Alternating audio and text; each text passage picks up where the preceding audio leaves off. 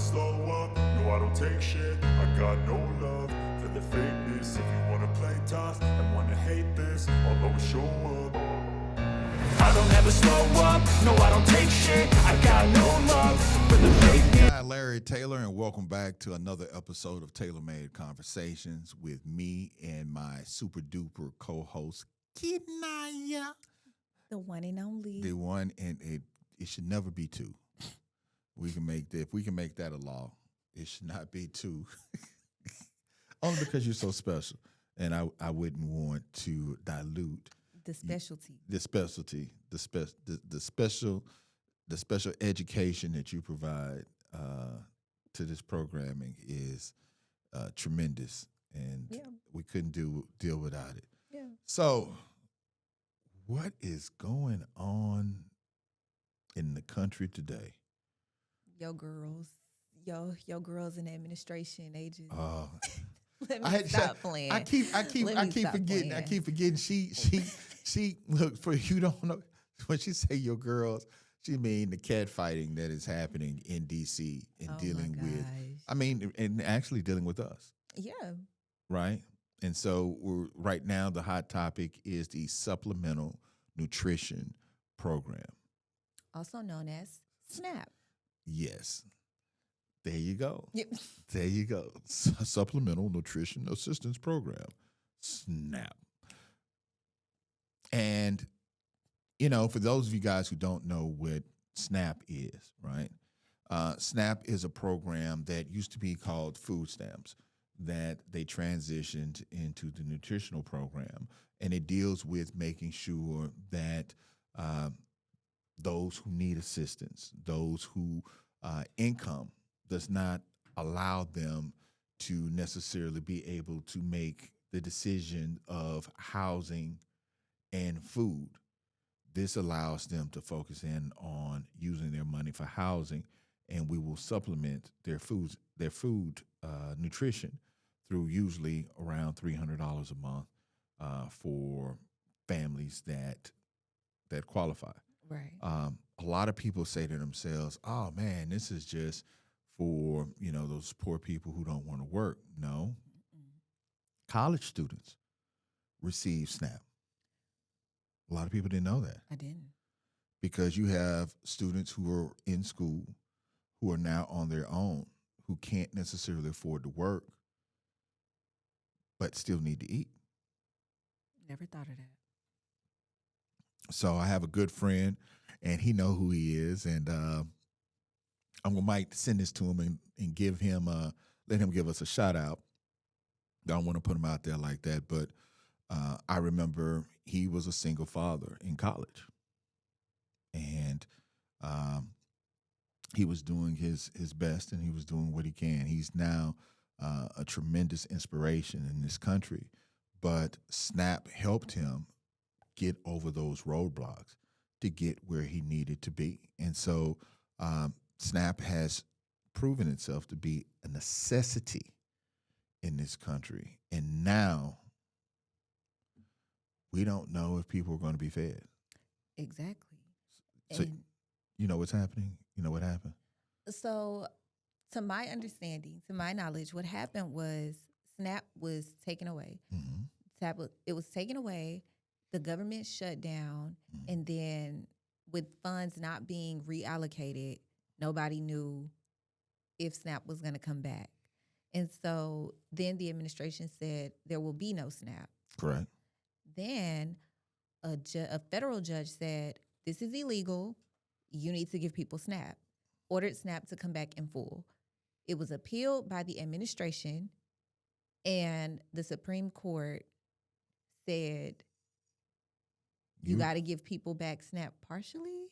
And so that's where we are right now, in the sense that states are trying to figure out what funds and what will be available to give to people. I think it was between 6 or 9 states that went ahead and issued full payments for individuals, but now everything is on hold until after the appeal process, and that can be a lengthy process. Yeah. And so we're going into the holidays with a government shutdown that has prevented SNAP from being funded. And then at the same time, people could go without food over the holidays. And we're talking about some of the toughest times of the year when it comes Exactly. to weather alone, right? And we're talking about kids, we're talking about the elderly. Um, and I want to get people out of the mindset of always thinking about, them poor people who don't want to work. No, no, no.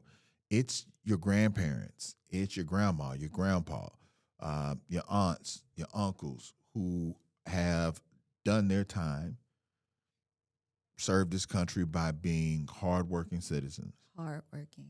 and are now at the point of their life where they need assistance to eat.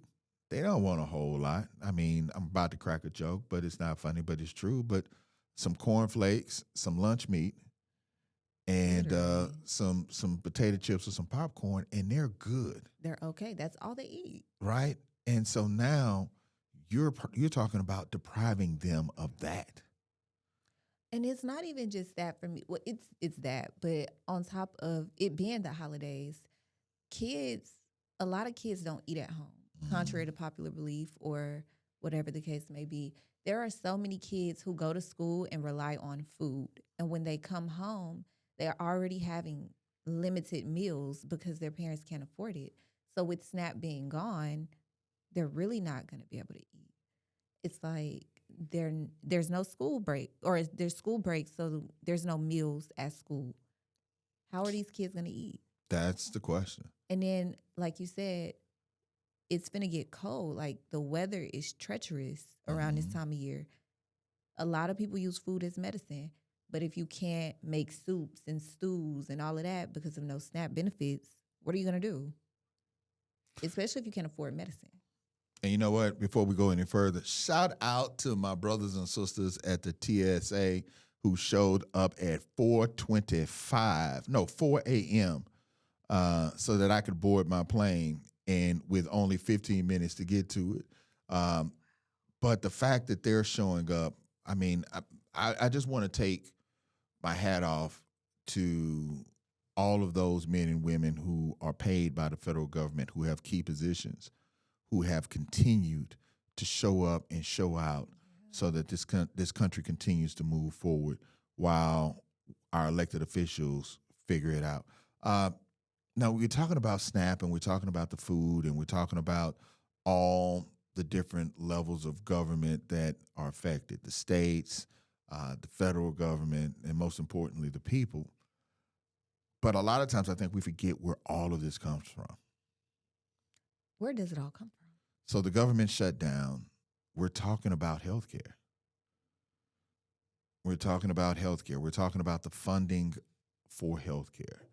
And all of this plays a significant role because you got to understand not everyone has the ability to pay a $4,000 deductible or $1,500 a month for health insurance. And this is the only program that's available to everyone. And so I know we get into the whole political battle about, we're not this country and we're not offering free health care to everyone or anything of that nature, but we should at least give the everyday person an opportunity to qualify for something. For something. Because without this, you'll have a part of the population that won't qualify for Medicaid, Medicare, but at the same time can't afford insurance. And a lot of people don't realize this affects businesses. Businesses. How? Because if you're a business and you don't offer insurance, but you pay your people enough that they don't qualify for the government assistance programs, where do they go for health care? Now you say to yourself, well, that's on them. No. She gets sick, he gets sick, kid gets sick, husband gets sick, wife gets sick. They have to take off or quit. Now you have an unstable workforce. I ain't think of that. Yeah, it's the I ain't think of that. people always think about always talk about trickle down, trickle up. Yeah. What they forget about is problems trickle up and trickle down. And so here you have a situation in which you have people who can't afford health insurance. They get sick, they can't come to work. Your boss is understanding for some time, but then they let you go, or you have to quit on your own. What do you do? You know, that person doesn't have a job and is trying to figure out where they're going to eat and where they're going to live. And an employer lost a good employee because that employee could have been someone who was really worth twice what you were paying them. But at the same time, because of that, and because of how your model and your business is set up, you can't pay them that. You can't pay the insurance. So what do you do? And that's where this all started. And I think it's important to figure out and for us to talk about where it all started, regardless of what side of the aisle you're on this situation. It started off with the basic human need for health care, and now it is morphed into the basic common necessity, which is food. Two things in which people need. Like, you can't live without food. Unless you inhale air real hard. A breatharian? Yeah, a breatharian. What if you have bad breath? Do you just get bad food? If you're if you're a breatharian, do you get bad food? So, hey, look, once again, shout out to all those hardworking men and women out there who are showing up, not getting paid to ensure that the country is continuing to move forward. You know, we talked about this subject before too. Your generation and how she light up when you talk about her generation. Like the greatest generation, Gen Z. Make some noise, y'all. Don't make any noise. Just sit there and be quiet. Just sit there and be quiet. Gen Z. You know, if letters was a grade, you'd be worse than an F. First shall be last. And last should be last first. Last shall be first. Y'all not gonna be first because y'all gonna be late. Gen Z. Y'all gonna be late. Y'all ain't gonna want to get out of bed. You know what? Y'all not gonna really want to go. We grew up on fashionably late. You know, if you late, you might as well be fashionable and you might as well be fed. That's what I heard my whole life. Yeah, that fed part. And fashionable. That part. Cue in. Walk in, sit up straight. I don't care if I was late. So, cue in the Larry face music.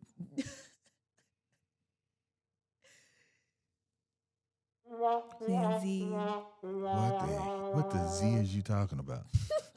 What in the Z? That's my new thing. What in the Z is she talking about? Lord, hold on. Let me take a sit. Let me go down some on that. What in the Z is she talking about? So we talked about how you guys make money in gig economy. Gig economy. Mm-hmm. At first, I thought y'all were talking about the Aggies. I was like, Texas A&M got an economy, the gig economy, but they didn't have the M on it, the EM. So I was like, oh, that's not us. That's not us right there. That's not us. But the gig economy talks about how your generation makes money as basically contractors or essentially, yeah. Like, we're self-employed government official. Well, we're not government officials, but you know, we're self-employed people. Freelancers. That's the word. Freelancers. Never knew it. Freelancers. I always forget it, I should say. But yeah, we make money through branding or like being some sort of influencer, content creation, whether it's TikTok, Instagram, Snapchat page, YouTube, all of these different things. But our only thing is we don't know like the legalities behind it. I never even knew you had to pay taxes on money that you made on social media. She did not say that. That's a topic. She didn't mean that. Oh. She didn't mean that, y'all. She didn't mean that. So, Mr. Icarus, Robert, Sam, if you were listening, she didn't mean that. She No, I'm saying like there was this boy. He was like, he made like $1 million on Snapchat. I thought $1 million went to his bank account. I didn't know that he had to pay taxes. yeah. I didn't know that. Yes. But yeah, It's it's called income tax. but I thought you only had. I don't know. I thought you only had to pay taxes if you had a like job. Keyword income. Y'all the best. So The greatest, to be exact. But you want to know what? Like, we got to live, we got to learn. income. I mean, It's- I get it. The money is coming in, but what's that video game say? It's in the name. It's in the game. It's in the name. It's in the game, but it's in the name. Income tax. I know. It'll be all right.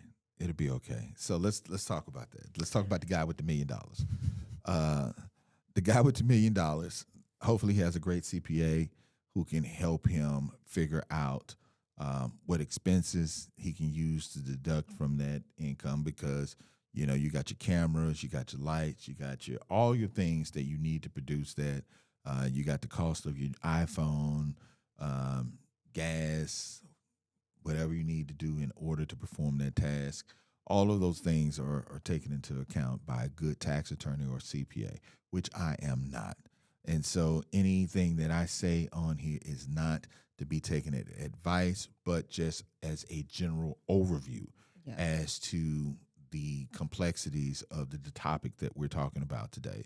And so please seek licensed professionals who know how to deal with your income. But going back to your guy, he needs to find someone like that because it's required. The thing that you don't want to run into is showing a lifestyle that your tax returns don't show. Because if I'm driving around in a Bentley, always showing myself on a private plane, showing myself with a brand new necklace, influencer or not, somebody, because the crazy thing is, I'm telling you, the crazy thing is, law enforcement is now your age. And so I told people, we're going back to the P. Diddy, and that came out. I said, you do know there's a 20 to 30-year-old prosecutor who's seeing this and now taking this information to their boss saying that they want to investigate it because it's going to make global news if they can prosecute it. The same thing. You're talking about you're talking about lip gloss, you're talking about your hair, you're talking, and I'm talking about women right now. But I mean, I guess some dudes too. You're talking about all of these things, your suits, your fashion, whatever. You best believe there's someone who you need to report to who might follow you and ask themselves the question, I got access. I wonder what so-and-so makes a year. Ooh. Wait a minute, hold on. They what? They hadn't done what? They only make $27,000. That's impossible. They got more than $27,000 in shoes in their closet. I seen it. And next thing you know, Dang, I never thought about that. and you just want to make sure you protect yourself. And so, let's talk about the business of being an influencer. So you're an influencer, and you say to yourself, "Hey, I come in and I speak on tailor-made conversations, which probably acts more as a nonprofit than a profit center." But it goes, and you say to yourself, "I'm doing pretty well." Do you have health insurance? And do you have retirement plan? Do you have all of these things that you need? Because remember, you and I talked about it, and you basically said that I said that there was a potential of aging out. And you were saying, no, as they get older, their followers are getting older with them Right. and go with them. But at the same time, let's say, for example, an influencer has a great voice, Mhm. and something happens to their voice, and they lose their voice. Career gone. Let's say an influencer gets into a car wreck, and they did not call tailor-made law, 866 LT for me, Period. and they went with another lawyer, and they were down for 6, 7 months, 8 months, 9 months. They're not influencing, they're not making money. Right. So where are those what we call stopgaps in your financial plan or in your life plan, a career plan, in order to ensure that you can continue on? And then let's talk about, some of the legal aspects of it. Well, what even are legal aspects of being an influencer or a content creator? Like, Right now, the going back and forth between being an entertainer and your First Amendment rights has been a very delicate situation. Right? You start seeing now the disclaimers that this is only for entertainment purposes. Our guests do not reflect the views of this show. All of those disclosures that are happening and you're seeing are all because the First Amendment is being challenged. And, it is, it's understandable because you want to protect against someone getting on and inciting hate speech. But at the same time, you know, and the craziness, right? Like, mhm, you see some of these things like uh Cardi B really is pregnant by, you know, inserts ex yeah, lots of words. yeah, or names, Yeah. Uh I read something about, I think it was Alicia Keys and Swiss Beats, something about them, and then I don't even know why it popped up in my feed. And I guess because my homegirl know them, but it popped up in my feed, and it was about their marriage. And then right after that, the next article said that first article wasn't true. And so, people are putting the term gaslighting is Yeah. being used right a lot. People are gaslighting individuals or using clickbait.